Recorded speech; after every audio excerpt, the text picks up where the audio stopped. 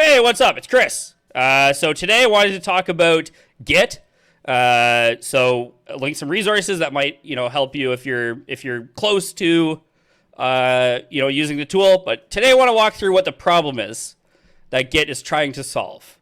So I'm not going to get into the tool today. I'm just going to talk about why did the tool come up, right? So what problems is it solving? Why do we care? And so I'm going to do that with some pretty simple examples, but I think that they're illustrative of why we need the tool in the first place. So let's say that we are at a company, and this company has two employees, Alice and Bob, and a remote server on which they run their application. So let's discuss kind of like a day in the life of Bob and Alice. Okay, so Bob comes in, he's working on Cool App. He's working on Cool Feature 2. He makes some changes to Cool Feature 2. He creates a new feature, let's say. We're going to call that Cool Feature 5, of course. Oh, with the number sign, hopefully, though. And, so this is Bob. What a good day. Bob has a productive day. Alice, same kind of thing. She's working on her features. She's working on Feature 2. She makes some changes. She makes some edits to Feature 2. So we're just going to open that up, and she's going to say, added cool stuff, and then save it up, right? Close it down. Good job. So they both have a great productive day. They both do a lot of work, and we find at the end of the day that they need to make these changes happen on the remote server. So there's a number of ways they could do this. They can just, use something like SCP or, SSH copying, send the files to the remote server, resolve any conflicts. Like, let's say Bob does that. So let's just go ahead and, place that in. The destination has 3 files with the same names. So we can just either replace all of them or skip the files or let me decide. So let me decide. We're going to say, you know what? We're going to keep Bob's coolest feature. We're going to keep Bob's coolest feature, and we're going to keep, the configs. Continue. Easy.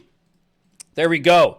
And then, Alice could do the same thing, and she just kind of drags her stuff over and, replace all the files, Now, the astute among you will notice we've just kind of done like a cup shuffle game here.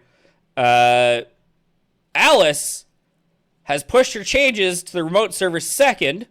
So her changes are the ones that it kept. Now, if you remember, both of them were working on Cool Feature 2.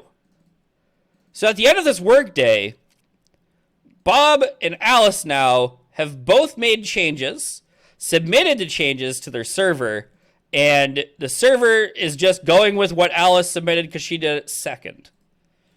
Right? Something else you might notice, if we look at Bob's features, he's got 5 features. Alice is over here like a few versions behind, right? She's missing Cool Feature 4 and 5. Okay, so that's a problem. We need some kind of system to help us to keep all this in order and in track, right? Like, we can't just have people willy-nilly making changes. Okay, so let's put some structure in place. Let's put some, whatever you want. Even with structure, even with diligence, this is a fairly manual process. It's not fun. It's not ideal. More importantly, it doesn't do one of the best things we could want it to do, which is keep track of what changes were made when, right? Who made the changes, and what the changes were, and what the previous versions were. So we could just add like a folder and say, like, we could call this one archive. And then every day, at the end of the day, we could just zip this up, so compress it, name it with the date or something. We'll say like today's date. Throw in the archive, and on you go. I mean, again, what we're talking about here is a very manual process, a very error-prone process. We're going to wind up with some mismatch somewhere. Also, how are we syncing Bob and Alice? Do they have to, from the beginning of the day, they have to get everything from the remote server check all manually. I mean, this sounds tedious and terrible, right? So immediately that's a problem. So that's one of the big problems with things like software development, right? We've got lots of people working on the same project. How do we coordinate? How do we keep track?